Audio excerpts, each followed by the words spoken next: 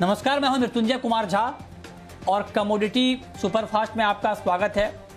सबसे पहले बात करते हैं कि इस वक्त मार्केट में कहां पर हलचल मची हुई है, कहां पर एक्शन दिख रहा है।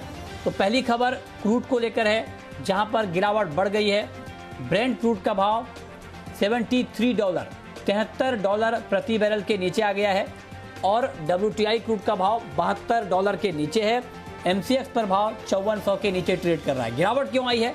गिरावट इसलिए आई है, जैसा कि आपको मालूम है कि ओपेक और गैर ओपेक देशों की बैठक रद्द हो गई।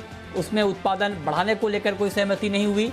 ये तो उस दिन की खबर थी और उसके बाद दाम गिरे नहीं, दाम उसके बाद बढ़े थे, क्योंकि इसलिए बढ़े थे कि मार्केट को ये लग रहा था कि भाई उत्पादन अगर नहीं बढ़ेगा तो डिमांड ज़्यादा है, सप्लाई कम होगी, दाम बढ़ जाएंगे। लेकिन अब मार्केट में अब दूसरी चर्चा इसको लेकर ये हो रही है कि अगर इसको लेकर जल्द सहमति नहीं बनती है, उत्पादन बढ़ाने को लेकर जल्द देशों के बीच, जो मेंबर कंट्रीज हैं उनके बीच अगर सहमति नहीं बनती है, तो जो अलग अलग देश हैं वो अपनी मर्जी से उत्पादन के ऊपर फैसला कर सकते हैं। और अगर ऐसा होगा तो अलग अलग हर कोई ये चाहेगा कि उत्पादन बढ़ाया जाए, और अगर उत्पादन बढ़ेगा तो फिर दाम यहाँ पर और गिरेंगे। उसी आशंका में आज मार्केट दबाव में दिख रहा है।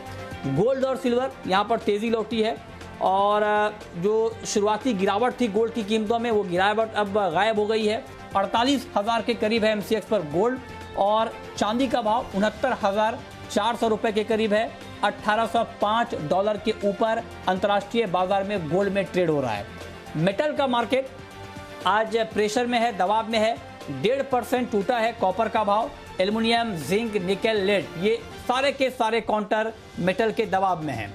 इसके अलावा तेल और तिलहन, जी हाँ, तेल और तिलहन में दबाव है और सरसों का वायदा 2% टूट चुका है, 6,900 के करीब है। सोया तेल, सोयाबीन, क्रूड पाम तेल, सारी की सारी कमोडिटी में आज गिरावट है। और गिरावट की वजह यही है कि कल जो खबर हमने आपको बताई थी, जो सूत्रों के हवाले से आई थी, कि तेल और तिलहन पर भी स्टॉक लिमिट लगाने की चर्चा हो रही है।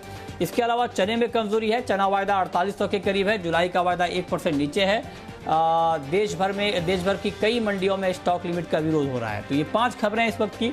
इन 5 खबरों के बाद अब हम बात करते हैं 5 ट्रेडिंग कॉल्स की। ये बताने के लिए हमारे साथ हैं जिगर धर्मशी मोतीलाल ओसवाल के। जिगर, बहुत स्वागत है आपका। गोल्ड की इस तेजी पर कितना भरोसा किया जाए और क्या आज शाम के कारोबार को ध्यान में रखते हुए गोल्ड को इस लेवल पे, इस स्तर पे खरीदना बेहतर होगा? जी, हमने देखा है कि गोल्ड में निचले स्तरों से काफ़ी अच्छी रिकवरी तो ज़रूर आई है, नो डाउट। बट दूसरी तरफ देखें तो डॉलर इंडेक्स अभी भी हायर लेवल पे है और US फेड के जो मिनट्स के बाद हमने हॉकिश कमेंट्स देखा था, तो अभी भी टेपरिंग की बात अभी भी है। बट मुझे लगता है कि कहीं ना कहीं US डॉलर इंडेक्स में ऊपरी स्तरों से थोड़ा एक प्रॉफिट बुकिंग का मोमेंटम रहेगा, जिसकी वजह से गोल्ड के प्राइसेस को थोड़ा सपोर्ट मिल रहा है। हाउएवर ये जो करंट अपसाइड है गोल्ड के लिए, मुझे थोड़ा टेम्पररी लग रहा है, बहुत बड़ी अपसाइड नहीं देख रहा हूँ मैं। बट इंट्राडे पर्सपेक्टिव की अगर बात करें तो मुझे लगता है कि ये तेज़ी थोड़ी और एक्सटेंड हो सकती है और प्राइसेस अपसाइड में तकरीबन 250-300 के लेवल्स को एक बार 1-2 दिन में टच कर सकता है। तो बिल्कुल ही इंट्राडे या 1-2 दिन के लिहाज से मुझे लगता है कि गोल्ड में थोड़ा बाइंग का मोमेंटम रखना चाहिए। ना ही करंट लेवल पे थोड़े निचले स्तरों पर अगर आता है गोल्ड, तकरीबन 47,950 के लेवल्स मिलते हैं, तो वो लेवल्स पे खरीदारी करना सही रहेगा। 47,770 का स्टॉप लॉस लगाना होगा और 48,250 के टारगेट्स गोल्ड में आते हुए देख सकते हैं। ठीक है। क्रूड में आपको लगता है कि गिरावट बढ़ सकती है? अभी मार्केट दबाव में है, क्या आज और गिरावट की संभावना आपको दिख रही है कच्चे तेल में? जी हाँ, मुझे लगता है कि क्रूड में और भी ये डाउनसाइड जो है वो एक्सटेंड हो सकती है और निचले स्तरों पर मुझे लगता है कि 50-100 या उसके नीचे के भी लेवल्स आते हुए दिख सकते हैं। बिकॉज जिस तरह का ओपेक मीट के बाद जो कंसर्न्स अराइज हुए हैं और बाकी, जैसे आपने राइटली पॉइंट आउट किया कि जो बाकी क्रूड प्रोड्यूसिंग मेंबर्स है वो अपनी तरफ से क्रूड प्रोड्यूस करके जो भी करंट हायर डिमांड चल रही है उसका बेनिफिट ले सकते हैं, तो सप्लाई बढ़ सकती है, ये कंसर्न्स हो सकता है। अगर आगे जो ओपेक प्लस की जो मीट है उसके ऊपर कुछ सहमति नहीं बनती है तो इस रीज़न की वजह से प्राइसेस में जो करेक्शन है वो और एक्सटेंड हो सकता है जब तक कुछ नया अपडेट नहीं आता इसको लेके।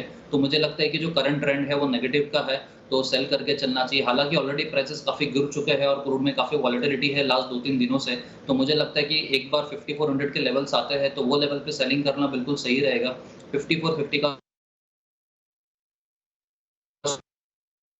इंट्राडे या शॉर्ट टर्म में टारगेट्स आते हुए देख सकते हैं कि क्रूड पे। ओके, नेचुरल गैस में आज के लिए बाय या सेल सर? नेचुरल गैस में मुझे वीकनेस लग रहा है, काफ़ी दिनों बाद एक रेंज ब्रेक हुआ है, तो मुझे लगता है सेलिंग करके चलना चाहिए। 270 एक अच्छा लेवल रहेगा सेलिंग करने के लिए। 275 का स्टॉप लगाना होगा और निचले स्तरों पर 260 तक के हम टारगेट्स आते हुए देख सकते हैं एनजी में। ठीक है, आज के लिए निकल और जिंक ये दो काउंटर आपको मेटल के कैसे दिख रहे हैं, यहाँ पर क्या करना चाहिए? ओवरऑल बेस मेटल्स में थोड़ा दबाव का कारोबार चल रहा है, बट मुझे लगता है कि बिल्कुल ही इंट्राडे के लिहाज से एक शॉर्ट कवरिंग का मूव देखने को मिल सकता है। तो निकल में मुझे लगता है कि 1365 के करीब अगर मिलता है तो पुल बैक के बेसिस पे खरीदारी करना चाहिए। हालांकि स्टिक स्टॉप लॉस लगाना होगा 1353 के करीब और अपसाइड में 1385 तक का मोमेंटम अपसाइड आता हुआ दिख सकता है। तो जिंक में निकल में गिरावट पे खरीदारी करके चलना सही रहेगा। और सेम वेज अगर जिंक की बात करें तो जिंक में भी मुझे लग रहा है कि थोड़ा पुल बैक रहेगा। 238 के करीब खरीदारी करना रहेगा, 236.50 का स्टॉप लगाना होगा और 240 के इंट्राडे टारगेट्स आते हुए दिख सकते हैं। ठीक है, बहुत शुक्रिया जिगर आपका हमारे साथ जुड़ने के लिए, बताने के लिए कमोडिटी में कहां पर कमाई के मौके बनेंगे।